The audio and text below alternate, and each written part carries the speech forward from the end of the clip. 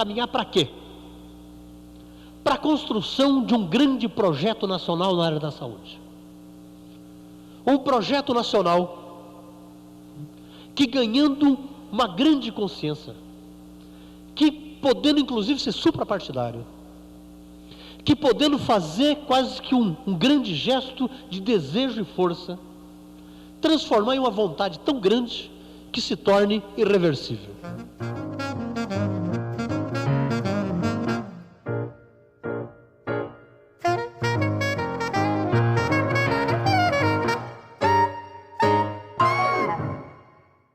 Esse grande projeto nacional possa ser formulado. E possa ser formulado numa verdadeira reforma sanitária. Da mesma forma em que foi possível, por um grande gesto de coragem, a instituição de uma reforma econômica que mudou profundamente as questões econômicas desse país.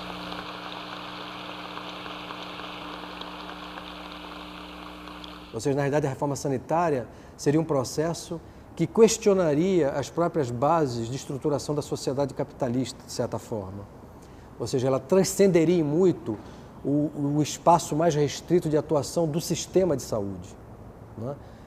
A reforma sanitária se derrama para as outras áreas, para os outros aspectos da realidade social e política que não estão contidos dentro do SUS, né? Nós todos sabemos que naquele momento o Partido Comunista defendia a redemocratização da saúde a partir de um processo político por dentro do Estado, enfim, a partir da mobilização da sociedade. E aí o Aroca, né, claro, ele surge como uma liderança natural, intelectual no primeiro momento, né, sem dúvida, porque o trabalho que ele escreveu é um trabalho brilhante. Nós íamos atrás de uma formação também, né, lendo Marx, lendo Capital, lendo Martha Harnack, lendo Foucault, e que foi assimilada por esse grupo para fazer uma reflexão que conduzisse, vamos dizer, uma renovação do ensino, tanto da sociologia quanto da própria medicina social. Que era uma proposta de trazer para o interior da formação médica uma visão holística do homem e das práticas médicas. Como foi possível, durante esse período, montar um sistema tão perverso de saúde, que não atende o interesse de mais ninguém, onde o indivíduo não é tratado no mínimo da sua dignidade humana, que é ter nome e sobrenome, em que todos os homens são transformados em Zé e todas as mulheres em Dona Maria? Então, nesse momento que os sanitaristas nos anos 70 estavam sendo bastante restringidos por todas as formas de repressão, uma parte dos sanitaristas sempre ia tendo a arte de encontrar esses espaços. E quando uma parte dessa parte era impossibilitada, em outro lugar surgia outra parte da parte que substituía. E sempre uma minoria, nos momentos mais repressivos, havia uma minoria que quase que rodiziava em pessoas físicas, mantendo acesa a chama das mudanças e acumulando experiências, formando novos patamares crescentes para etapas futuras. Nesse mesmo momento, sem saber, sem consultar, sem ter informação, mais tarde nós viemos a saber que isso estava acontecendo em outras cidades médias. Estava acontecendo em Campinas, estava acontecendo em Joinville, em Santa Catarina, estava acontecendo em João Pessoa, na Paraíba. E o Arouca estava em Campinas nessa mesma etapa, trabalhando com uma equipe inicialmente num bairro de Campinas, Jardim das Oliveiras, e depois passaram a trabalhar no município vizinho de Campinas, que era Paulínia, dentro dessa mesma perspectiva estratégica de mobilizar vereadores, mobilizar lideranças da população e, se possível, mobilizar até prefeitos ou secretários municipais. E as interrogações eram como instituir um novo modelo, né, de atenção à saúde no Brasil, né? Quer dizer, essa era a reflexão que estava por trás de um trabalho que ali estava localizado numa prefeitura e tudo mais. É um sistema de saúde cuja experiência foi gerada nas experiências de trabalho comunitário ao nível de bairros, nas experiências que a igreja realizou em termos de trabalho, nas experiências que os sindicatos realizaram, na experiência que as secretarias de saúde estaduais e municipais enfrentaram no sentido de transformar esse sistema. Praticamente foi aí que nasceu no Brasil, de uma maneira concreta e não só teórica, nasceu a proposta da atenção integral à saúde. essas periferias urbanas não precisavam só de medicamentos e de consultas e internações, e não podiam também ficar satisfeitas somente com programas de prevenção, programas preventivos.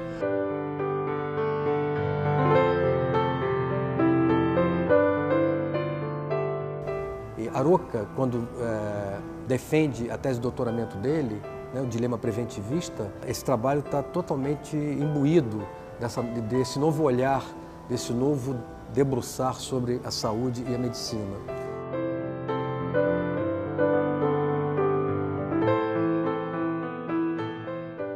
O que significa esse conceito de saúde, que é quase colocado como alguma coisa a ser tingida? Que não é simplesmente que as pessoas não tenham doença, é mais. É um bem-estar social, que tem o direito à casa, que tem o direito ao trabalho, ao salário condigno, à educação, a ter informações sobre como se pode dominar esse mundo e transformá-lo, que tenha direito ao meio ambiente, que não nos seja agressivo, mas pelo contrário, que permita a existência de uma vida digna e decente, que tenha direito a um sistema político que respeite a livre opinião, a livre possibilidade de organização, a livre possibilidade da autodeterminação de um povo, e que não esteja todo o tempo submetido ao medo da violência.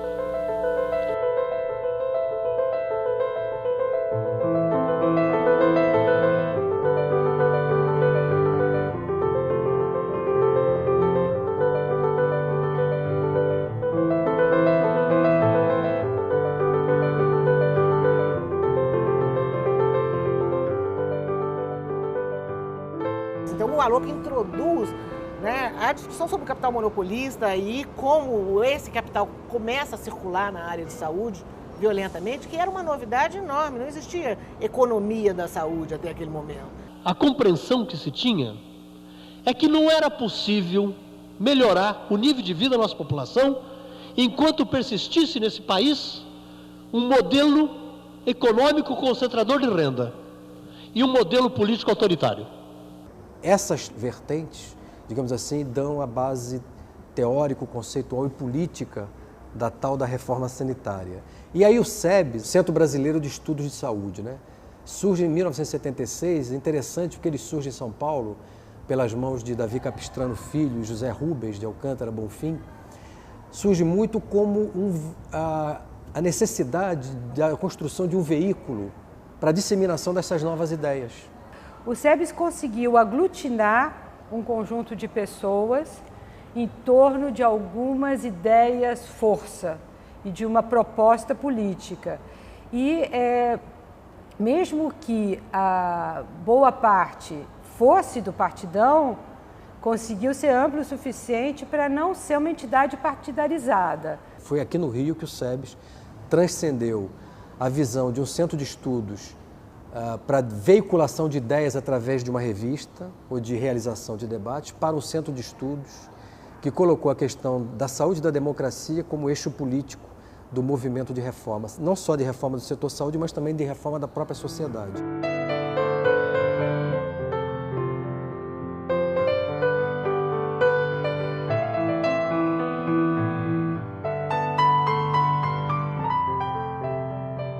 E foi nessa direção que me parece que durante todos esses últimos anos se cunhou uma frase que me parece uma frase da maior importância, que era uma frase absolutamente simples, que dizia saúde e democracia.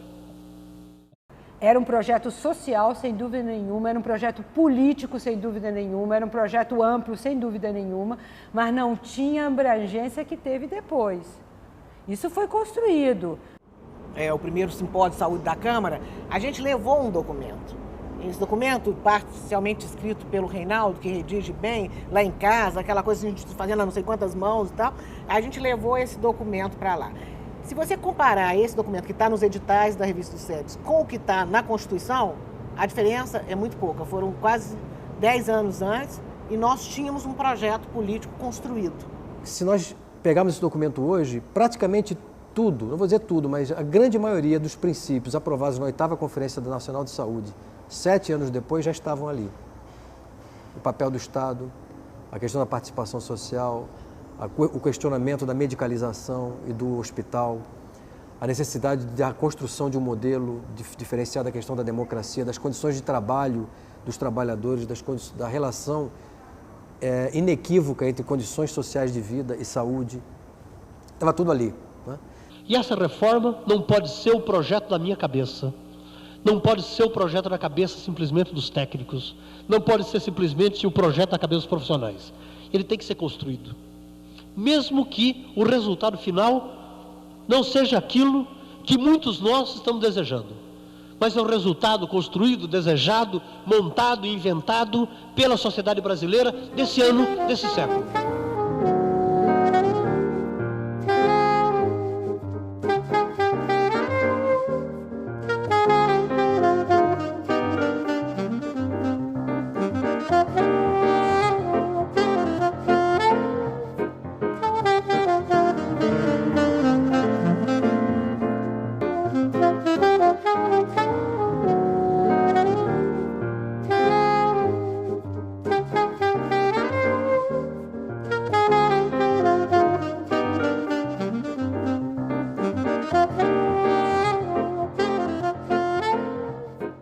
E aí é interessante, quer dizer, na contramão das tendências mundiais, quer dizer, os anos 80, início dos anos 90 em todo o mundo, foi exatamente o questionamento do papel do Estado como provedor de serviços de saúde. Né? Na Inglaterra, em todos os países, na verdade era o mercado como a grande solução para essa questão.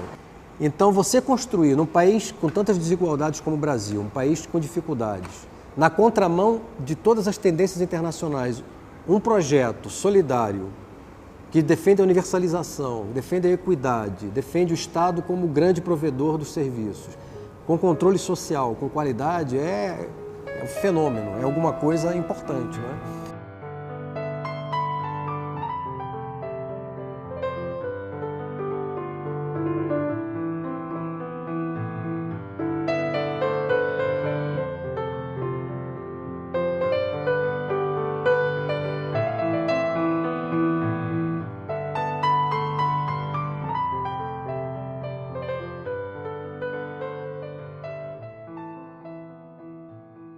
Depois que o Arauco assume a presidência da Fiocruz e assume a presidência da 8ª Conferência Nacional de Saúde, foi um momento, um marco referencial importante desse processo. As conferências de saúde eram feitas todas burocraticamente dentro do aparelho de Estado e aquela conferência ela inaugura uma nova forma de construir o projeto. Só alguém com essa capacidade que define a liderança, né, era que era possível reunir as pessoas tão díspares. Né? Está claro a sistemática de votação. Podemos colocar em votação os favoráveis à proposta 2. Chamada gestão participativa, ela nasce com a reforma sanitária brasileira e ele foi uma das pessoas que bancou isso também, porque muita gente naquele período, embora fosse parte desse processo de saúde, da luta chamada Saúde à Democracia, achava que não vamos fazer uma 8ª conferência com tanta gente. Haviam alguns que diziam. E ele dizia, não, mas tem que ser uma multidão. Quer dizer, e essa multidão é que faz a diferença. Então, o momento da conferência, na realidade, não está sendo pensado como o momento da conferência de se continuar no diagnóstico. É o momento de pensar de quais são as possibilidades reais e concretas que nós temos de mudar esse sistema de saúde hoje no Brasil. Esse é o porquê da conferência.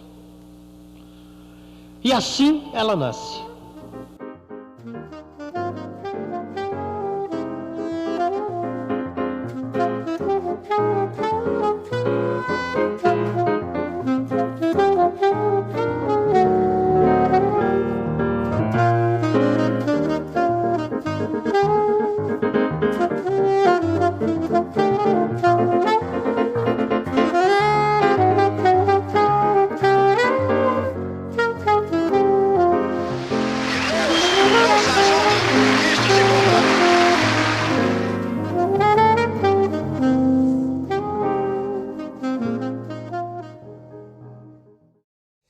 criamos as comissões, e aí a intensa participação com audiências públicas, e em cada capítulo desse você aí chamava especialistas, a sociedade organizada trazia as suas reivindicações, as suas propostas, e na área da saúde, quem inclusive participou como representante da sociedade civil em audiência pública no plenário da Assembleia Nacional Constituinte foi Sérgio Arouca.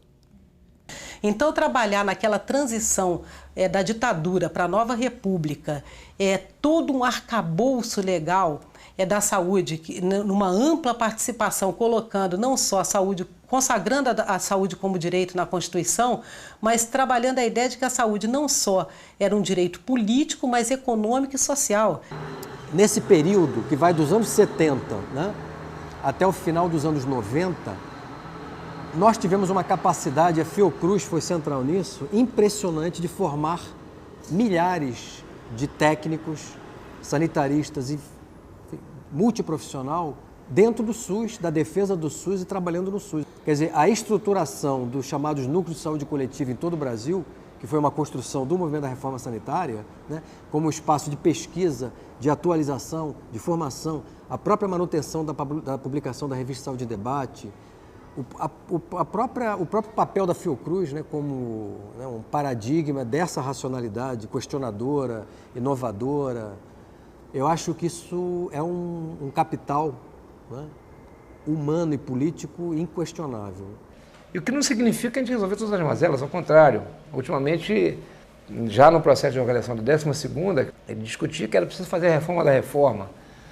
Ou seja, a gente conseguiu avançar muito nesse sentido de superar a exclusão, conceber um sistema com essas características, mas ele ainda tem muita coisa que tem que ser superada, né? Ainda tem muita exclusão, ainda tem a questão da desumanização do serviço. E o projeto, ele só aponta para um sentido. E se nesse sentido ele não der resultado, o projeto falhou, que é a melhoria das condições de vida da população. O Arouca falava muito nisso, né?